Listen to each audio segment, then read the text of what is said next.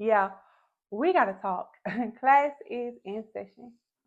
Now, I'm not sharing this for shock value, but I'm just sharing this to raise awareness. And I'm also sharing this that somebody may be set free, healed, delivered, or made whole. I'm just sharing this so my Father can get the glory. All praise to the Most High, Jesus Christ. We're going to start from the top. So, statistics say that children are having sex at age 13 or even younger. Like they're starting at 13, 12, 11. I wish that that number shocked me. I really wish it did, but it don't. Because unfortunately, I was one of those children. And you may ask, how? What happened? How did you become one of those children? Well, I was exposed to things early on. As a child, I was exposed to many things sexual. And I won't say that I was exposed by adults. I was exposed really by children.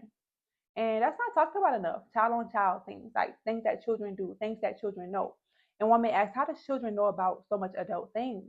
And me, I didn't know about adult things. Now, the other children did. There were children that did, and they would bring those things over. And when a child comes and they don't know no better, they come and bring it to another child. It's like they just expose that child to what they saw. And also, a lot of children, they grow up in just exposed environments. Like everything is just so much in like in their hands reach, like, or the vocabulary in the home is very sexual. You know, the things that they see around them in the home is very sexual. Everything is so over sexualized around them that they have no choice to grab onto that. Like you're teaching your children things that you don't even know you're teaching them just by the way that you're living around them. And also, children are more accessible. Some children are more accessible to pornography.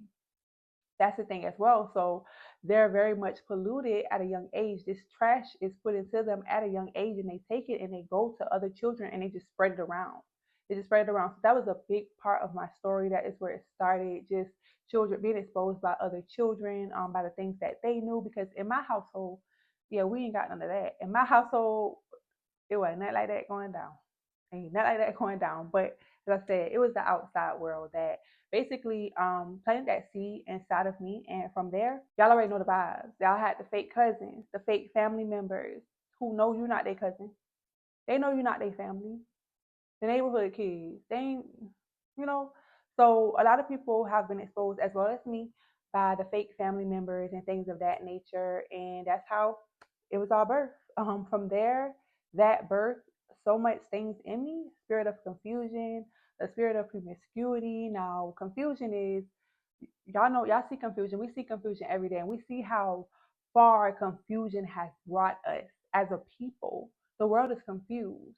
And I just know I've been there in a place of confusion, in a place of not knowing, in a place of doing this and doing that, going this way, going that way. I've been in that place, and I see it was birth. It was birth from this for me, like from this for me, it was birth, and also a spirit of promiscuity. Promiscuity is multiple sex partners, multiple relationships, like, yeah, promiscuity. Yeah, Jezebel. Yeah, that was me. That spirit was birthed in me. Deep insecurity comes with insecurity.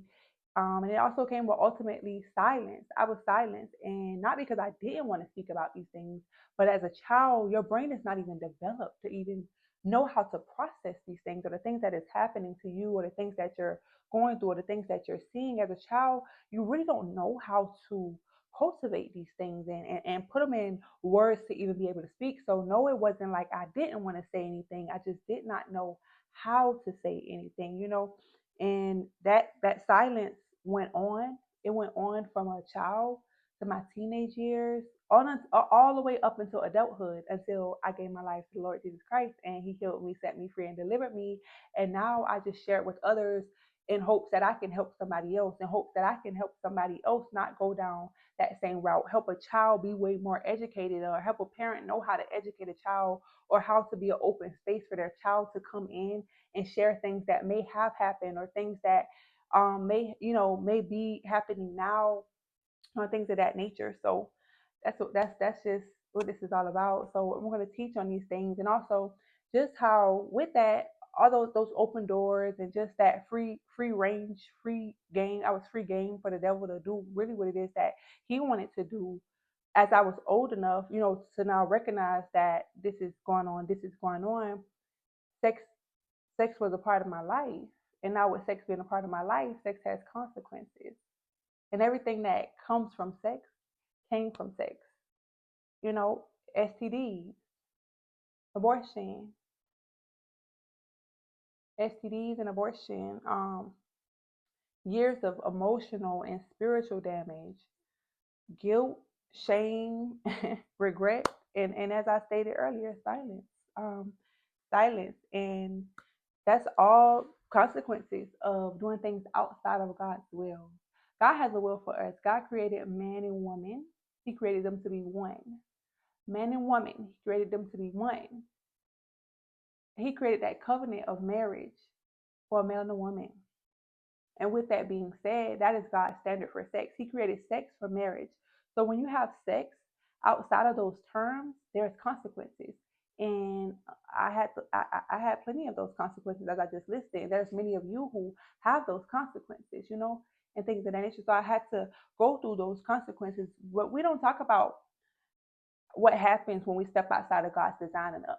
We don't talk about that. We don't tell people the back end. You know, people know, oh, you should not have sex before marriage. They know that that is a rule that God put in place. They look at it as a rule. They look at it as just something like, oh, you know, God like do this or the hell like literally, when God places rules and standards in place, there's always a reason behind it. So we must start to act like, why? Well, God, why did you say this? Why did you say no sex before marriage? Why did you say a male should be with a female and become one? Why did you set it up this way? And God will answer you. God is just. He will answer you. God is not afraid of your questions. And when you see the why behind it, things will change, things will shift for you. The reason God placed sex in marriage, in that covenant, is safety. It is for you. You won't have to go through all these different things when you're walking along in God's will, when you're aligning yourself with God's will. So that's where we are. Just as I said, a child growing up, being exposed to these things as a young child by other children, and then that birthing that, you know, that bearing that bad fruit in me, and me taking that out and just expressing that in a way of just this sexual freedom, just having sex with multiple partners, you know, just being unwise in sex, not being safe sometimes with sex, or even if you have one partner, because there's been times where I just had one partner, I've been faithful, I just was with one person, and you can get stuff from that because you don't know what they're doing, you don't know what, and if they're having sex with people, you don't know what that person is doing, and if you whether you have one partner or 10 partners, like there's still a chance that you can get, you know, a disease, because that's what comes with sex outside of marriage, you know. So yeah, we just can be honest about that. So it's like now with my testimony and things of that such, I said that, you know, fake family, fake this, fake that, neighborhood kids. Statistics show that these things happen inside of close friendships or family.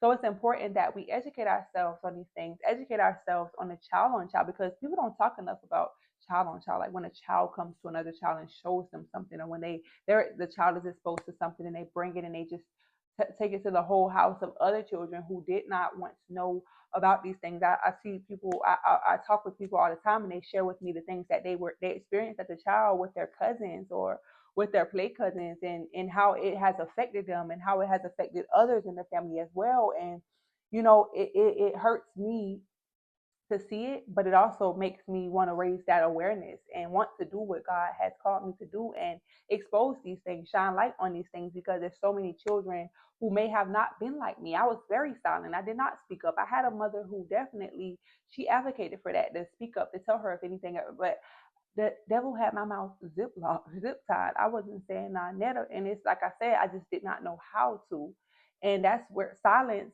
leaves room for the enemy to just have his way. And there's other children who have been vocal and they have spoke up about the things that they went through, and they were rejected, unfortunately.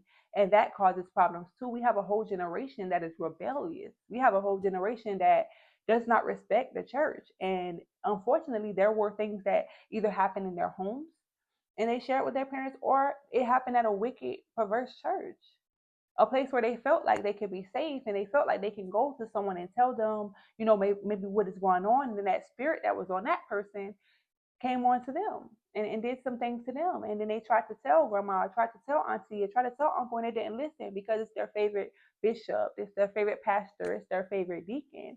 No, expose bishop, pastor, deacon, and let them know, like, no, we're not having that up in here. You got to go.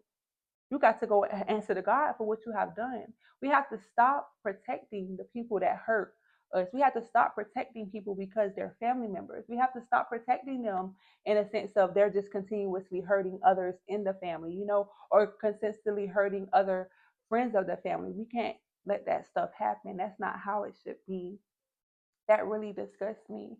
When a child can go to an adult and share with them something that happened, when they do have the courage and they feel like this place is a place of safety, and then they're rejected. And there's many people who know how that feels, many parents, many adults who know how it feels to be rejected, and they still have the nerve to reject a child that's coming to them and sharing with them, the things that they experience. And we have to stop with this. What happens in the family stays in the family. That is very demonic. That's the most demonic statement I've ever heard. What happens in the family stays in the family, because what God brought to me by way of revelation is what happens in the family stays in the family. It actually does. Whatever spirit is running through a family, whatever spirit is running through a bloodline, if nobody's opening up their mouth and speaking against that spirit and calling out that spirit is going to have its way in the family. So when we think about it, we have grandma, auntie, cousin, all who have went through this, all who have been, all who have been hurt, abused, and things of that nature. And that doesn't raise a red flag. That doesn't raise a red flag. Or all the boys in the family have been, this has happened to them. Does that not raise a red flag? Like, we have to stop protecting these abusers. We have to stop protecting, even if it's a child, call it out. See what's going on with that child. Because, like I said, go to the child, ask the child, hey, what's going on? Is something going on? Is something happening? Because they didn't learn that on their own. They did not learn that on their own. So we as people have to be more aware. We have to be more knowledgeable. We have to speak up about these things. We have to speak against these things.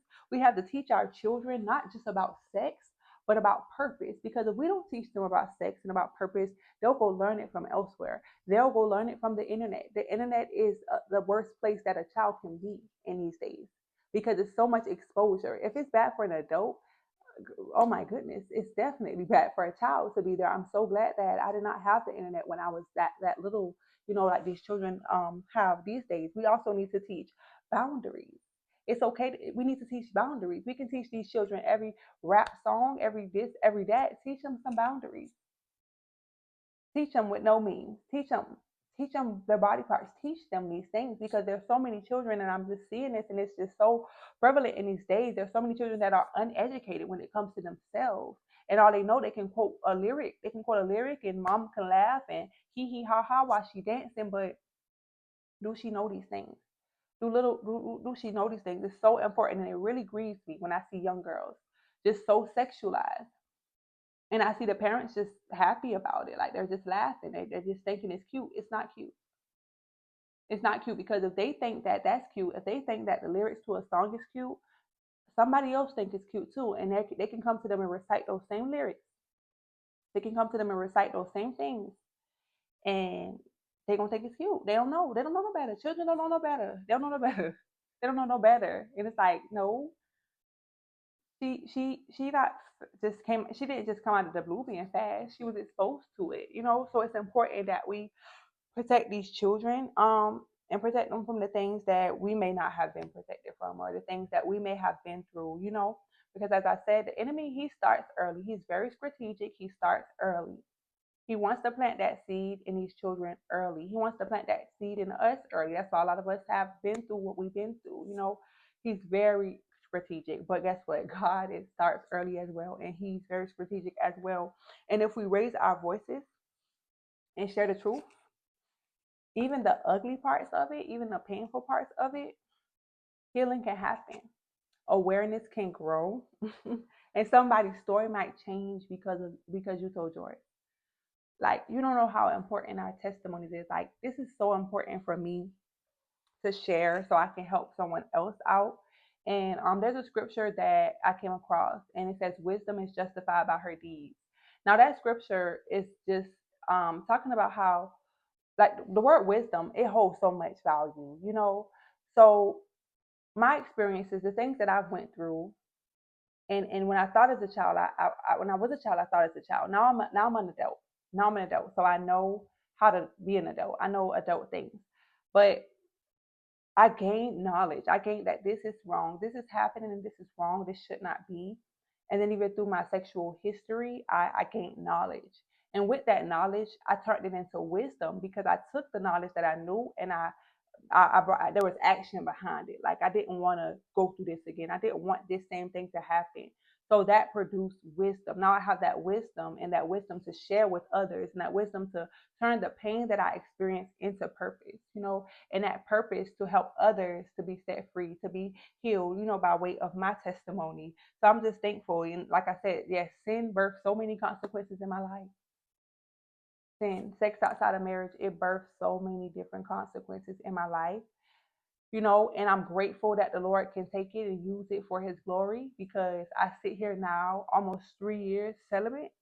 All glory be unto God. I just thank him so much. And he restored my purity, he restored my innocence that was once taken away from me. And I just thank him for that. Now I have the wisdom to share it. I have the wisdom that speaks, the wisdom that saves, and the wisdom that warns. And I just thank God so much because he is the God who delivered me. And when you know better, you do better. So, no, I'm not ashamed of my past. I'm not ashamed. And that's why I sit here and I share it with you all. And I pray that it'll help a young girl. I pray that it'll help a young boy to know that you are not alone, and also that there's hope. There's healing on this side. There's healing with Jesus Christ. He can heal you from the hurt. He can heal you from the pain, everything you went through. The thing that you say that you didn't ask for this. You didn't ask for this to happen to you. You didn't ask to be this way. He can help you understand and heal those wounds and heal them for good.